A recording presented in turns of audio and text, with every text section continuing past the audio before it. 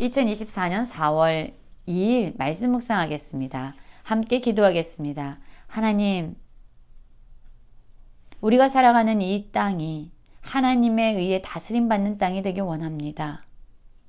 억울하게 희생되는 사람 없는 하나님의 정의와 공의로 다스림받는 땅이 되게 하여 주시옵소서. 예수님 이름으로 기도했습니다. 아멘.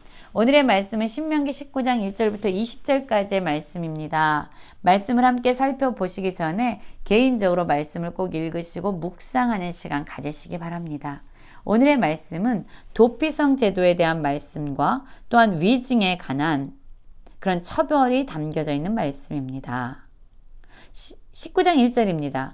내 하나님 여호와께서 이 여러 민족을 멸절하시고 내 하나님 여호와께서 그 땅을 내게 주심으로 내가 그것을 받고 그들의 상읍과 가옥에 거주할 때에 내 하나님 여호와께서 내게 기업으로 주신 땅 가운데에서 새 성읍을 너를 위하여 구별하고 내 하나님 여호와께서 내게 기업으로 주신 땅 전체를 새 구역으로 나누어 길을 닦고 모든 살인자를 그 성읍으로 도피하게 하라 라는 말씀으로 시작하고 있어요. 도피성에 대한 말씀이지요.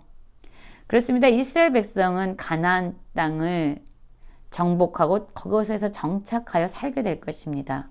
그러나 여러분, 그 땅은 이스라엘 백성이 힘이 세거나 능력이 많아서 또한 군사력이 훌륭해서 차지하게 되는 땅이 아닙니다. 그 땅은 바로 하나님께서 그들에게 주시는 땅이에요. 그렇기 때문에 그 땅은 하나님의 공의와 정의로 다스림 받는 땅이 되어야 하지요. 하나님께서는 도피성 제도를 말씀하시므로 그 땅에 무죄한 자가 억울하게 보복당하거나 희생되는 일이 없도록 누구든지 정당하게 재판을 받을 수 있도록 기회를 보장하는 그 일을 위해서 도피성을 마련하라고 말씀하고 있어요. 그러면 그 도피성에 들어갈 때 어떤 사람은 살게 되고 반면에 어떤 사람은 죽게 될까요? 4절 보면 이렇게 말씀하죠. 살인자가 그리로 도피하면 살만한 경우는 이러하다라고 말하고 있습니다. 어떠한 경우가 살 수 있을까요? 본래 원한이 없이 부지 중에 그의 이웃을 죽인 일, 가령 사람이 이웃과 함께 벌목하러 살림에 들어가서 손에 도끼를 들고 벌목하라고 찍을 때에 도끼가 자루에서 빠져 그의 이웃을 맞춰 그를 죽게 함과 같으니라. 이런 사람은 그 성읍 중 하나로 도피하여 생명을 보존할 것이라. 본래 원한이 없으니 죽이기에 합당하지 아니하나 두렵건대 그 피를 보복하는 자의 마음이 복수심에 불타서 살인자를 뒤쫓는데 그 가는 길이 멀면 그를 따라 잡아 죽일까 하노라 라고 말씀하고 있어요. 그렇습니다. 본래 원한이 없는데 고의성이 없었는데 의도하지 않았는데 사람을 실수로 죽게 한 사람들, 그런 사람들이 어떤 피해 보복자의 복수를 당하지 않도록 그의 생명이 보존되도록 억울하게 희생되지 않도록 도피성으로 도피하게 하라 라고 말씀하고 있는 거예요. 그런데 이 땅에서 살다 보면 이 이스라엘 백성들이요, 가나안 족속을 다 물리치고 그 땅을 다 정복하고 정착하게 됩니다. 그럼 지경이 넓어지게 되잖아요. 그러면 하나님은 그곳에 기존에 있었던 도피성 외에 새 성읍을 더하여 도피성을 예비하라고 또한 말씀합니다. 그 정도로 하나님은 무죄한 자가 억울하게 희생되지 않도록 배려하신 겁니다. 그런데 도피성에 도피했음에도 불구하고 죽임을 당하게 되는 사람들이 있습니다. 어떤 사람들일까요? 바로 이런 사람들입니다. 11절 보면 그의 이웃을 미워하여 엎드려 그를 기다리다가 일어나 상처를 입혀 죽게 하고 이 한 성읍으로 도피하면 그 본 성읍 장로들이 그 사람을 보내어 그를 거기서 잡아다가 보복자의 손에 넘겨 죽이게 할 것이라. 그렇습니다. 어떤 의도를 가지고 미워하다가 원한을 가지고 고의적으로 사람을 죽이고 도피성에 들어온 사람이 있다고 생각해 봅시다. 이런 사람은요, 반드시 잡아다가 보복자의 손에 넘겨줘서 죽임을 당하게 하라고 말하고 있는 거예요. 그렇습니다. 도피성은 모든 사람들이 들어올 수 있지만 그곳에는 억울하게 희생되는 일이 방지되도록 실수로 고의성 없이 누군가를 죽인 사람은 생명을 보존하게 되지만 고의를 가지고 사람을 죽인 사람은 반드시 죽임을 당하게 될 것이라고 말씀하고 있습니다. 그리고 14절을 보면 경계표에 대해서 말씀하고 있어요. 여러분, 이 이스라엘 백성들에게 하나님은 가나안 땅을 주셨습니다. 그리고 그 가나안 땅을 분배해서 각 지파에게 나눠줬어요.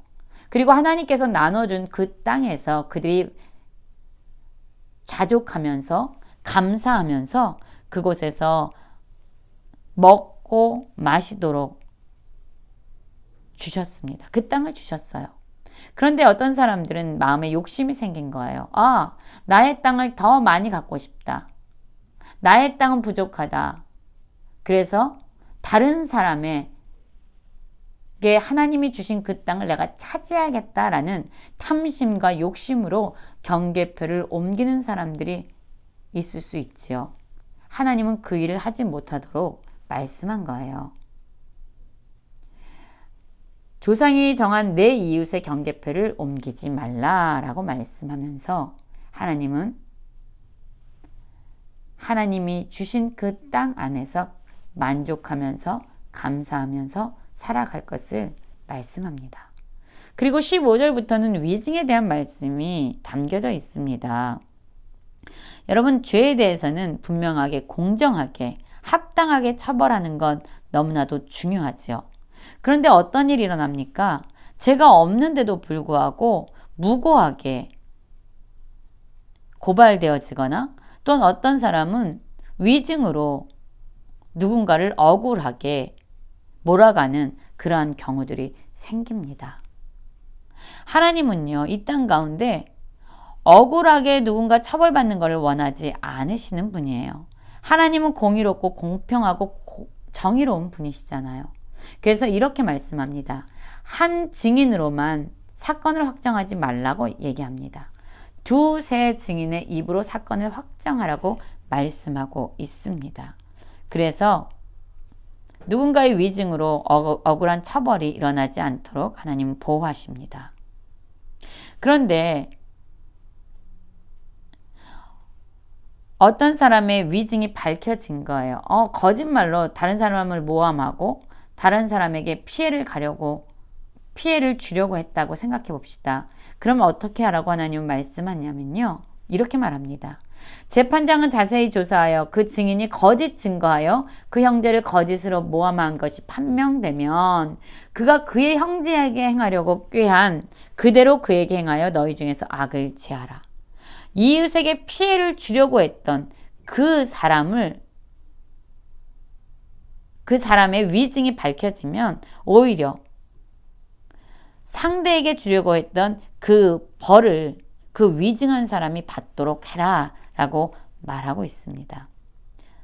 그래서 그 땅에서 악을 제거하는 것, 그 땅이 공의로 다스려지는 것, 판결이 불이하게 되는 것을 막는 일, 그 땅에 거짓된 위증이 일어나지 않도록 하는 일, 그것을 하나님께서는 이스라엘 백성들에게 말씀하고 있는 거예요.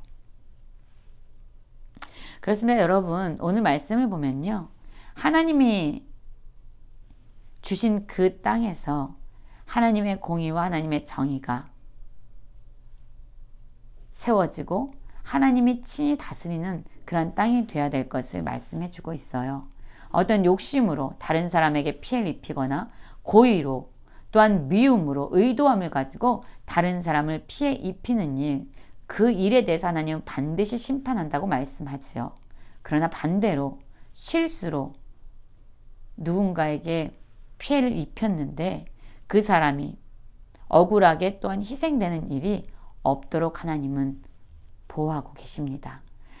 우리가 살아가는 이 땅도 하나님의 공의와 정의로 다스림받는 땅이 되기 원합니다. 누군가 억울하게, 무고하게 재판받는 그런 불의한 일이 일어나지 않도록 이 땅이 하나님에 의해서 다스림받는 그런 아름다운 땅으로 회복되기를 간절히 기도합니다.